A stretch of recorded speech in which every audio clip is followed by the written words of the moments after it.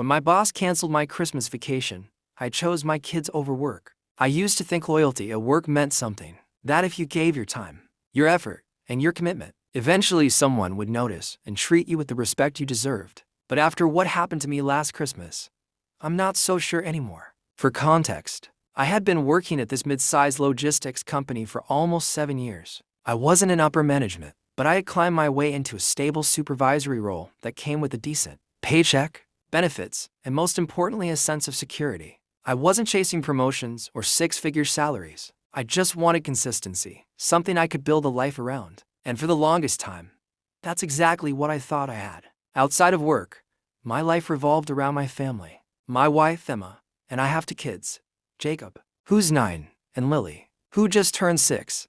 They're at that magical age where Christmas is the absolute highlight of the year. For months, they had been counting down the days, drawing holiday pictures, and sneaking peeks at presents under the tree whenever they thought we weren't looking. My parents live a few states away, and we had made plans to spend the holiday with them. It wasn't just a quick visit. It was supposed to be a full week of family time baking cookies, decorating, playing in the snow, and letting the kids soak up every ounce of that holiday magic with their grandparents. It was going to be special, especially because my father's health had been declining. He'd been battling heart problems for years, and while he was still mobile and cheerful, there was always this thought at the back of my mind. What if this is the last Christmas we all get to spend together like this? So, naturally, I plan ahead. Months in advance, I filed for vacation days, starting a couple of days before Christmas Eve and running through New Year's.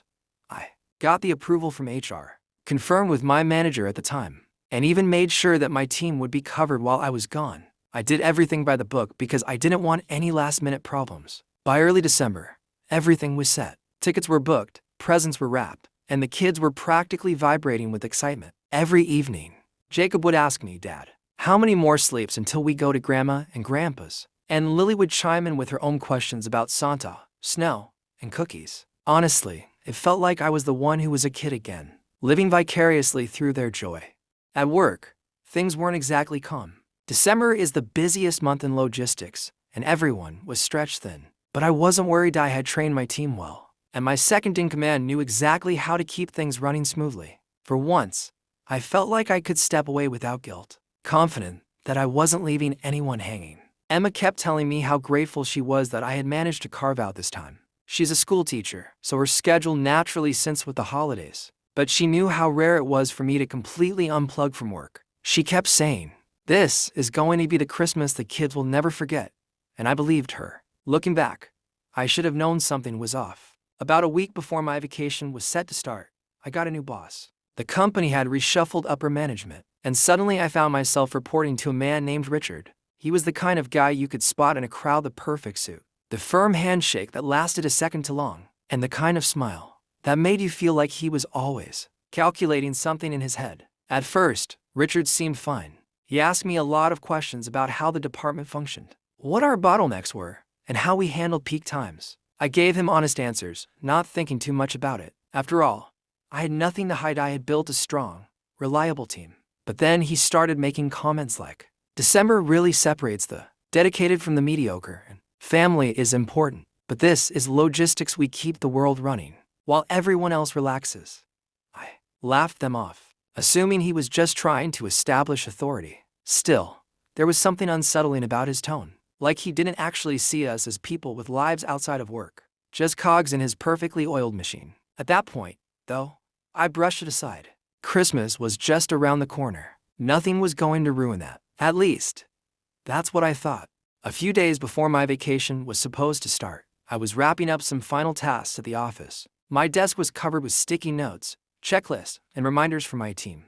I had even put together a while I'm gone binder for my second-in-command, Mark, who was more than capable of handling things in my absence. I remember leaving the office that Friday night thinking, this is it. One more Monday, and then I'm off to spend a full week with my family. On Monday morning, everything changed. Richard called me into his office. His tone was polite, but something about the way he closed the door behind me set off alarm bells. He motioned for me to sit down, and then he leaned back in his chair, steepling his fingers like some kind of movie villain. "Listen," he began.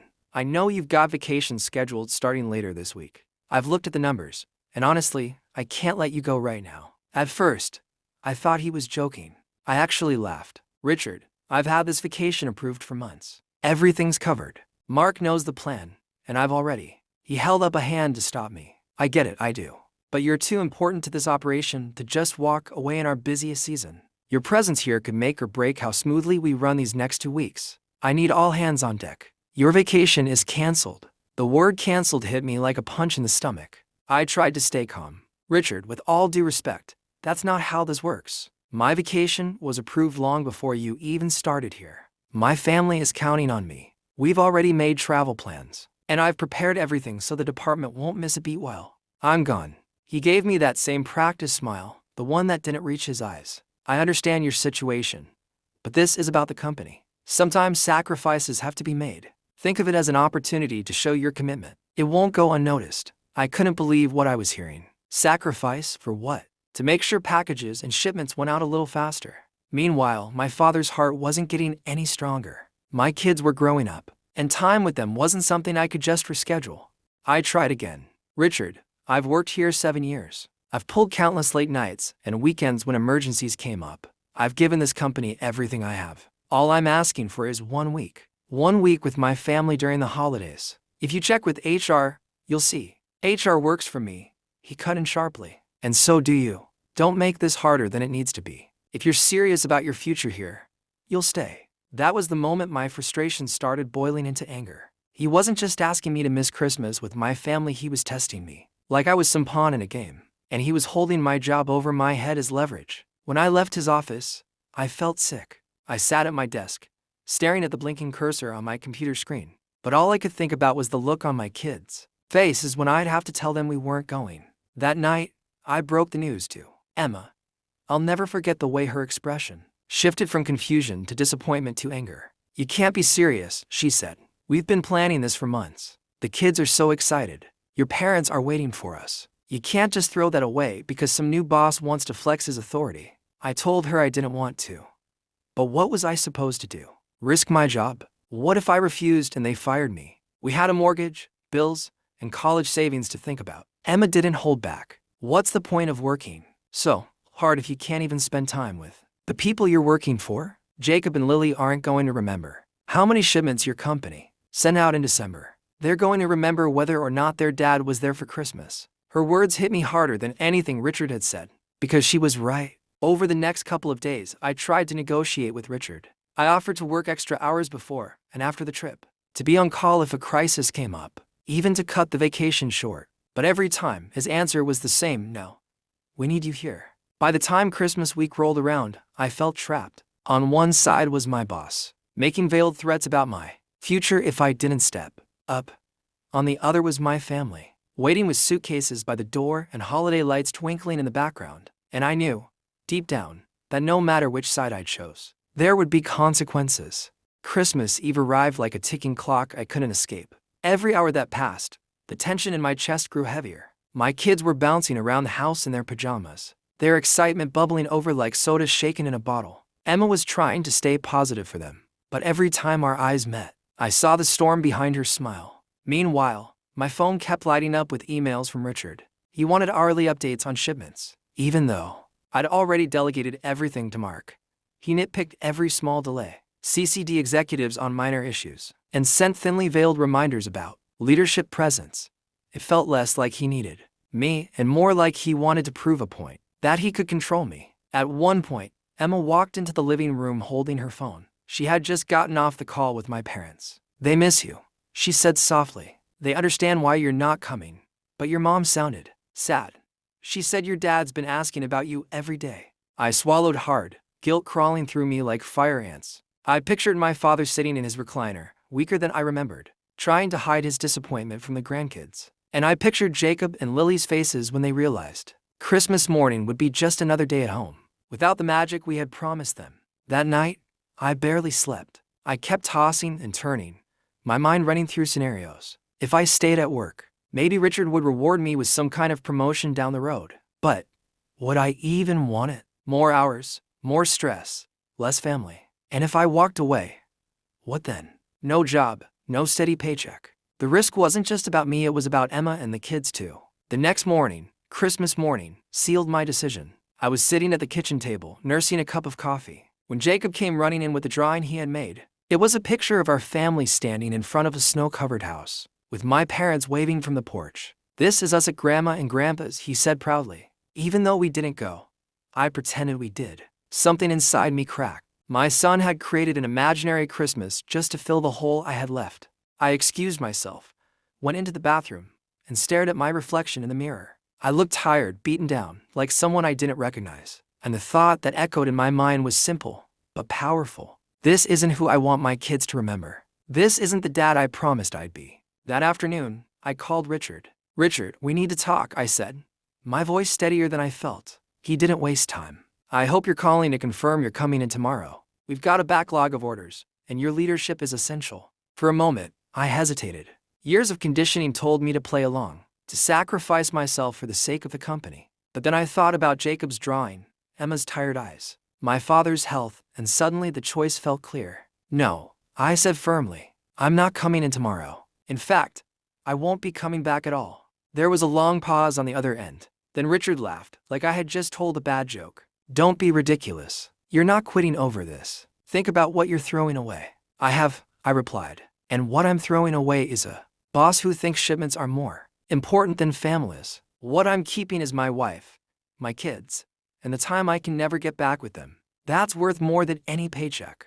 The line went silent again.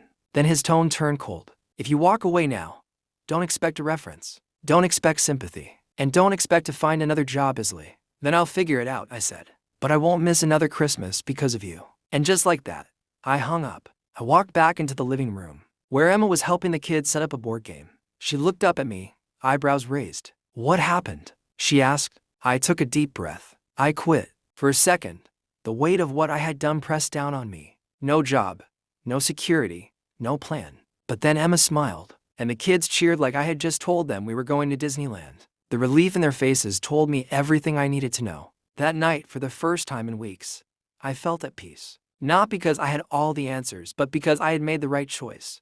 The days following my resignation were a strange mix of terror and relief. On one hand, I had no idea how I was going to provide for my family in the long run. On the other, I finally felt like I could breathe. The invisible chain that had been wrapped around my chest for years, the constant need to prove my worth at work, was suddenly gone.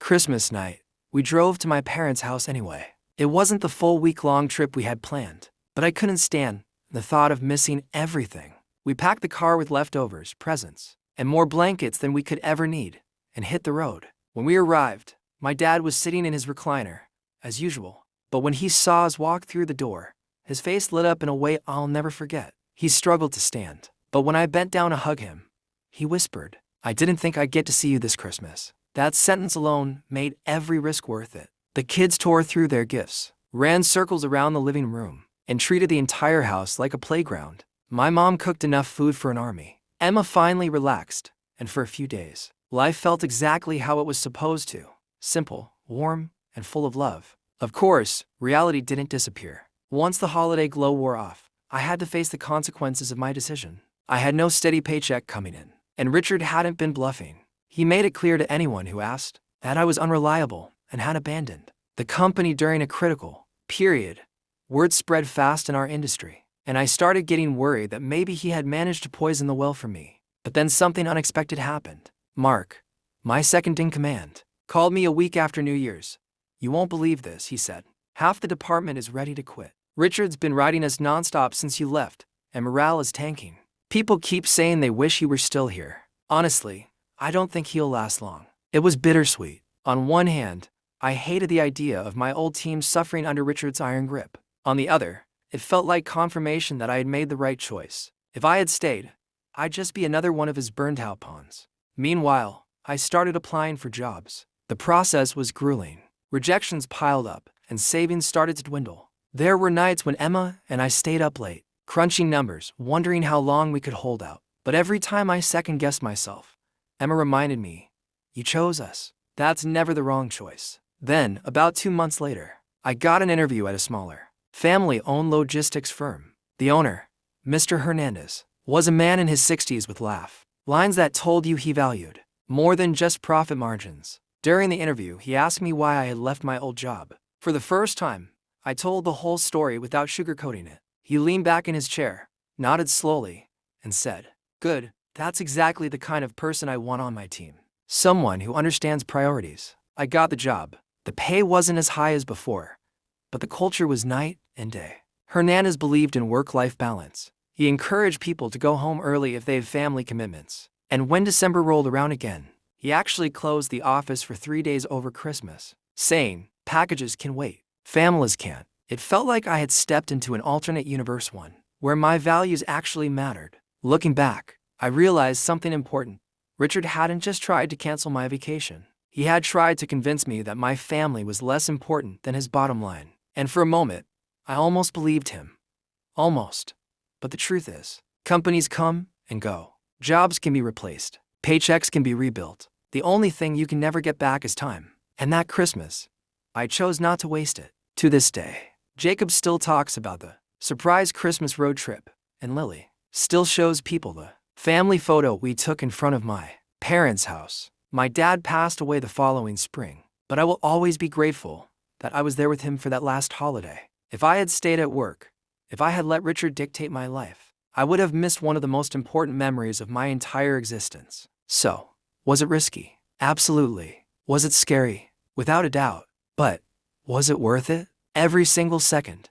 It's been over a year since that Christmas, and I still think about it often. Not with regret, but with clarity. Quitting my job on the spot was the hardest professional decision I've ever made, but it was also the easiest personal one. I've come to realize that jobs will replace you in a heartbeat. No matter how many late nights you pull, no matter how many holidays you sacrifice, the moment you're gone, they'll find someone else. But to your family, you're irreplaceable. My kids don't care about logistics, schedules, or performance metrics. They care about whether Dad is there to play board games on Christmas Eve. My wife doesn't need me to climb a corporate ladder. She needs a partner who chooses her and the kids when it matters most. Do I sometimes worry about money? Sure.